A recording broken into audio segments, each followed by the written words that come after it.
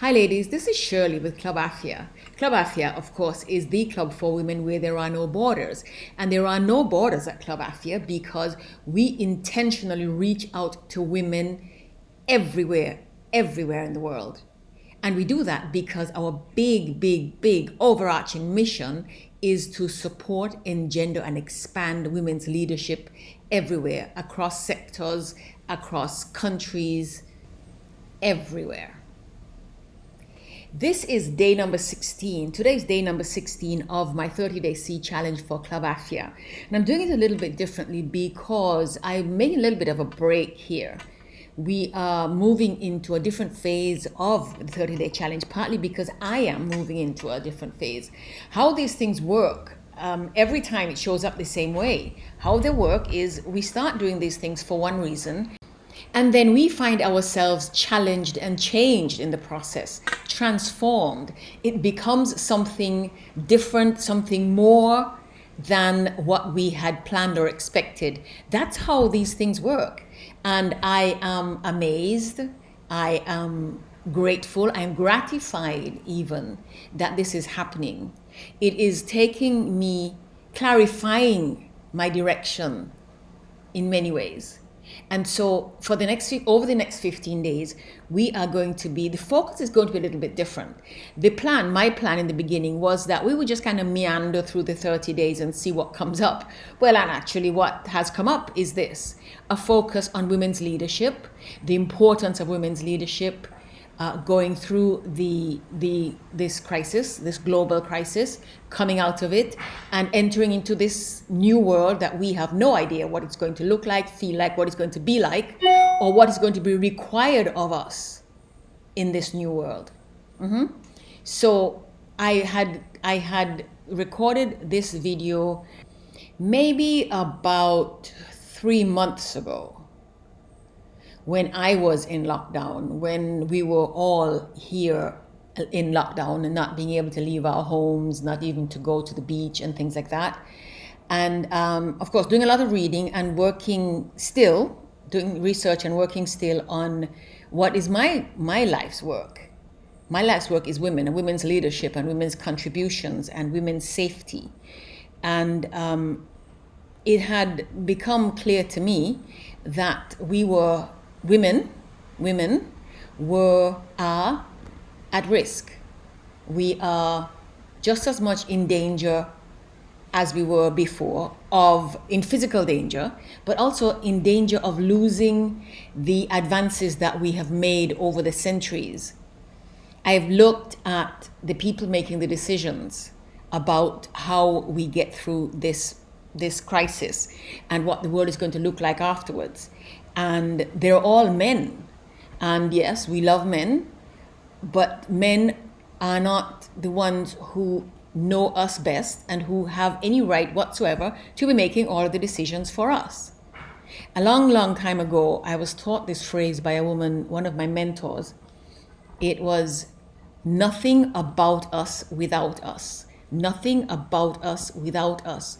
And as I looked around the world, I looked at the photographs and the news stories coming in, and I'm hearing about these COVID task forces and these commissions and committees about COVID and about the economy going through and after the pandemic, and about education and health and everything.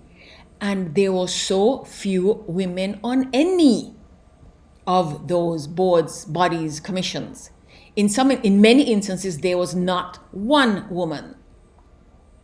Now, of course, the other side of that, the upside of that is that of the countries that managed the COVID crisis, that have been managing the COVID crisis most efficiently, effectively, managing them with clarity and firmness, as well as with compassion and concern, have been, of course, those countries that are run by women. So it is clear to everybody that women are capable, are competent, we can lead and lead well. However, when crises occur, the history has always been that women lose ground, that women get pushed into the background because men take over. And men, I mean, I listened to a news program about the COVID task force in the United States, which has, I think, at this moment, 27 members, and only two of whom are women. The argument being that there are so few women at the heads of the organizations and the companies and the bodies, the institutions that would be part of these organizations, of a commission like this. And that is true, not just in the United States, all around the world. And that is what I want to talk to you about over the next 15 days. What are we going to do about that? What can we do individually and in groups, small and large? What can we do? Is this the world that we want? And if not, what are we going to do about creating the world that we want? How are we going to be so that we increase our chances of having the world that we want and not losing the advances that women have made in the process? Because women, I am absolutely unshakably convinced, women not only ought to be but have a right to be in all of those places where decisions are made that affect us all. We make up half of the world, we make up half of the communities around the world, and we are important to the world, and therefore not only must our concerns be addressed, but our contributions. We need to be, we must be able to make our contributions, not just for our sake, but for everybody else's sake, because we all do better, all of us do better, when all of us are allowed to make our contributions, make the highest contributions we are able. So I'm going to have you listen to this, watch this video I made, like I said, a couple of months ago, 2-3 months ago, and then we will talk again tomorrow. The world is suffering. The world is having a really, really hard time right now, the entire world. I don't imagine that there is one person anywhere in the world who is not negatively affected, painfully affected by the effects of this COVID-19 pandemic. And women are suffering even more. Women are suffering even more. At home, at work, losing work, being unsafe at home, not being listened to, being dismissed and disregarded. That has to stop. That has to stop.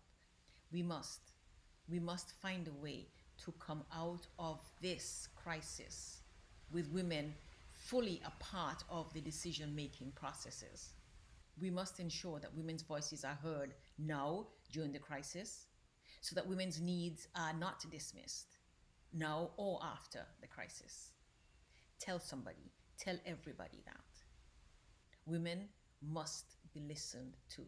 Women must be heard.